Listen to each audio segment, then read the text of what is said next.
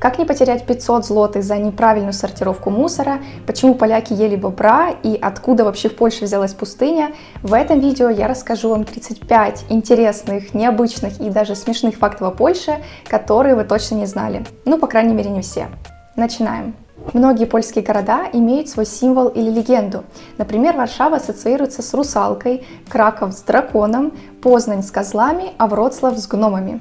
В 17 столетии поляки ели бобра, потому что считали его рыбой, а рыбу во время поста можно было есть. Возможно, все дело в том, что у бобра есть чешуйчатый хвост, и, опустившись под воду, он поднимается на поверхность только через 15 минут, чтобы сделать вдох. Кстати, всеми любимая капибара также входила в список рыб. Очное обучение в университетах Польши для поляков бесплатно, а иностранные студенты обычно платят очень низкую стоимость по сравнению с другими странами Европы – около 2-3 тысяч евро в год. Вы все еще можете поесть в самом старом ресторане Европы.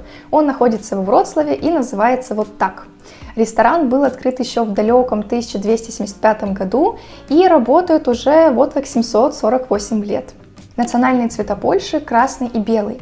Красный символизирует любовь, жертвенность и храбрость, а белый – добро и чистоту намерений. В поездах билеты проверяют не при входе, а во время путешествия.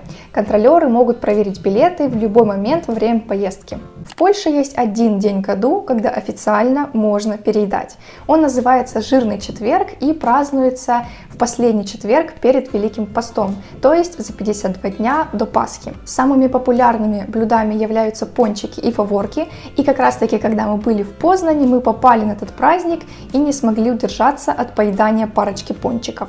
А вы знали, что в Польше есть своя пустыня? Блондовская пустыня расположена между Краковом и Катовице и является крупнейшим в Центральной Европе скоплением сыпучего песка вдали от моря. Она образовалась благодаря таянию ледника еще 1000 лет назад и занимает 33 квадратных километра площади. В Польше находится одна из старейших соляных шахт в мире, которая была введена в эксплуатацию еще в 13 веке. Шахта находится в городе Величко, недалеко от Кракова, и работала в течение 700 лет. Сегодня соляные шахты Велички включены в список всемирного наследия ЮНЕСКО и являются мегапопулярным туристическим объектом, где можно увидеть подземные часовни, озера, соляные статуи и не только. Мы там уже были и сняли для вас обалденное видео. Хочешь в кино? Учи английский. Обычно иностранные фильмы в кинотеатрах не дублируются, а просто показываются субтитрами. Так что если вы плохо знаете иностранные языки, то придется читать, а не смотреть любимый фильм. В Польше мусор сортируется на 5 основных категорий – пластик, стекло, металл, бумагу и биомассу. Это помогает уменьшить объем отходов, которые отправляются на свалку и загрязняют окружающую среду. Если вы неправильно выбросите мусор, то вам придется заплатить от 100 до 500 злотых. Правда, непонятно, насколько строго это отслеживается, потому что не везде есть камеры и видно, что не все жильцы придерживаются правил. Что уж скрывать, в самом начале мы тоже этим грешили. Средняя продолжительность жизни поляков 75,5 лет. Согласно Всемирной организации здравоохранения, в 2020 году средняя продолжительность жизни женщин в Польше была 80 лет, а мужчин 71.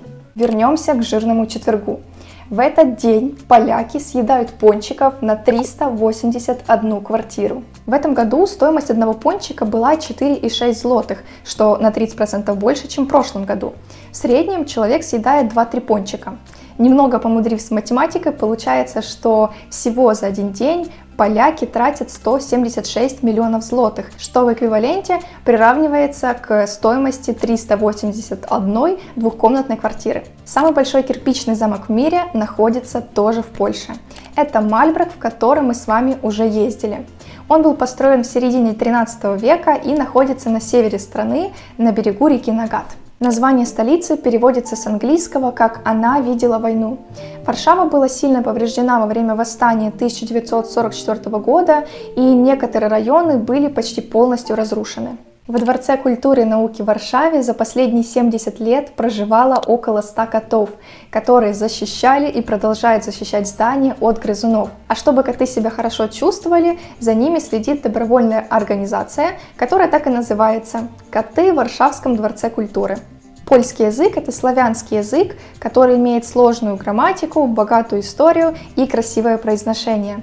Польский язык имеет 32 буквы и 7 падежей, что делает его одним из самых сложных языков для изучения. За время своей истории на Польшу не раз нападали. Всего было более 20 восстаний и борьбы за независимость, самые известные из которых – это восстание 1863 года и восстание Варшавы. И еще один грустный факт про Польшу – это то, что именно в этой стране было совершено больше всего массовых убийств во время Второй мировой войны. Больше миллиона человек из разных уголков Европы были убиты в концлагере Аушвиц-Биркенау, причем более 90% из них были евреями. Процесс Холокоста в Польше – это великая трагедия в истории этой страны. Каждый третий поезд ПКП Интерсити опаздывает, и мы это, кстати, проверили на себе. А в целом за 2022 год уровень пунктуальности польских поездов составил 88,6%. Как говорится, раньше было лучше. Около 85% поляков считают себя католиками. Весну поляки встречают уникальным образом. Сначала делают куклу из соломы, украшая ее лентами. Потом эту куклу под названием Марзанна сжигают и бросают в местную реку. Сбор грибов в Польше – это популярное занятие, особенно летом и осенью, когда их становится особенно много на полях и лесах. Многие люди ходят целыми семьями собирать грибы, чтобы потом использовать их в своих блюдах. С 1600 по 1945 год Польша была оккупирована или боролась иным образом за свою независимость скромные 43 раза.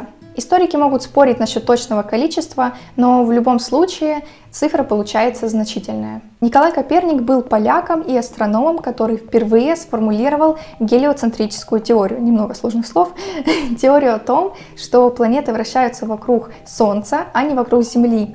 В те времена вообще считалось, что Земля – это центр Вселенной. Теория Коперника открыла новую эпоху в истории науки и внесла большой вклад в развитие астрономии и других научных отраслей. Герб Республики Польша выглядит вот так. Это белый орел на красном фоне, с золотой короной, повернутой вправо, и распростертыми крыльями. В Польше ставки НДС могут отличаться для разных продуктов и услуг. Например, с 2021 года ставка НДС на картофельные чипсы составляет 8%, тогда как на кукурузные – 23%. Ставка на горчицу также составляет 23%, а на горчичный соус – 8%. Почему так? Загадка. В Польше есть большая сеть велодорожек, которая охватывает многие города и регионы страны. Что еще важно, то что многие из них оборудованы удобствами, такие как места для отдыха, велопрокаты, велопарковки и зарядные станции для электровелосипедов. Велосипедный туризм также является популярным видом активного отдыха в Польше. Для него даже есть отдельная карта с велосипедными маршрутами. Водка возникла в Польше. И да, и нет. Из-за споров и разных источников непонятно, какая ее страна происхождения, Польша, Россия или одна из скандинавских стран, но одно понятно точно. Водка – это один из национальных напитков Польши. Фредерик Шопен – это выдающийся польский композитор и пианист, который родился в селе Железова Воля, недалеко от Варшавы, но большую часть своей жизни прожил в Париже.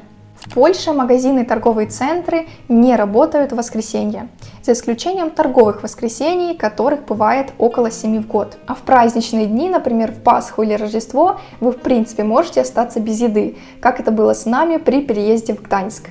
Но благо в такие моменты спасают жабки, которых по всей Польше раскидано целых 9430 штук. Да, эти магазины здесь супер популярны, и их можно увидеть чуть ли не на каждой улице.